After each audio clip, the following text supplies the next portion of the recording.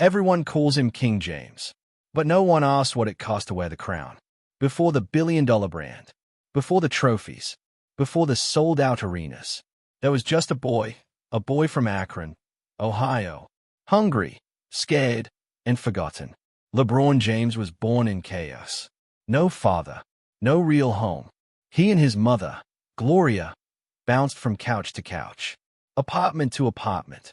Sometimes no electricity. Sometimes no food. He missed nearly 100 days of school in 4th grade alone. And then came the moment. He was 8. His mom disappeared for 2 weeks. Gone. No calls. No letters. He was alone. Hungry. Cold. Crying.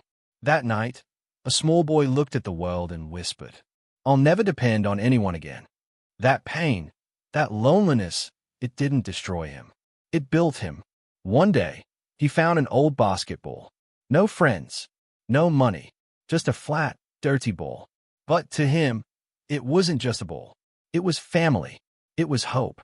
He would hug it at night like a friend. Cry into it when he felt forgotten. Talk to it when the world turned silent. And somewhere in that darkness, a fire was born. Basketball wasn't a game for LeBron. It was escape. It was survival. On cracked courts with bent rims. In worn-out shoes and a torn t-shirt. He practiced like his life depended on it. Because it did. Coaches started noticing. Not just the talent, but the hunger, the rage, the desperation. And then, high school. St. Vincent St. Mary. Suddenly, he was a phenomenon. The chosen one. Magazine covers. National TV. Reporters. Cameras. But no one saw the cost.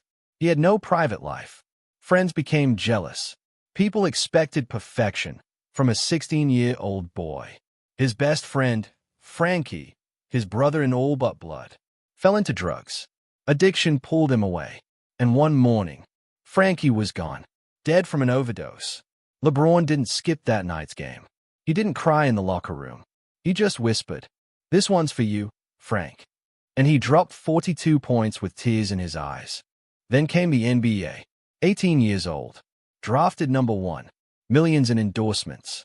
Billboards. The world watching his every move. Most kids at 18 wonder what to wear to prom. LeBron? He was the face of a franchise. A billion-dollar product.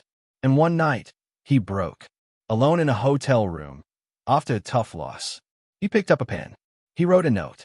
A suicide note. "If this is the price of greatness, I don't want it." But before he could finish, a hotel staff member knocked. "Letter for you, Mr. James."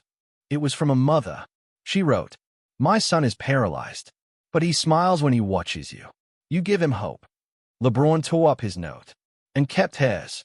It's still in his locker, a reminder that his pain has purpose. Then came fatherhood. When Bronny was born, LeBron made a silent vow. "I'll be the father I never had." Every diaper, every school event, every game, he was there.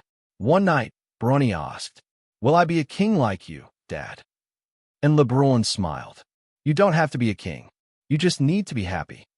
And that made him more than an icon. It made him whole. He went to Miami, won championships, but the world called him a traitor. They burned his jerseys, booed him in his hometown. He didn't argue. He just returned. And when he brought a championship to Cleveland, to the city that raised him, that cursed him, that prayed for him, he cried, not for the trophy, but for the boy who once had nothing. And then, Kobe, his brother, his mentor, his mirror. When Kobe died, LeBron didn't cry for the cameras. He cried behind them, because that's who he's always been. Behind the strength, behind the highlight reels, behind the crown, there is, and always has been, a boy. A boy from Akron. A boy who didn't want fame, didn't chase gold. He just wanted love, a home, a family. And even now, when he steps onto the court, when the crowd roars his name, when the crown shines brightest, deep down, that little boy still whispers, "You won't leave me, right?"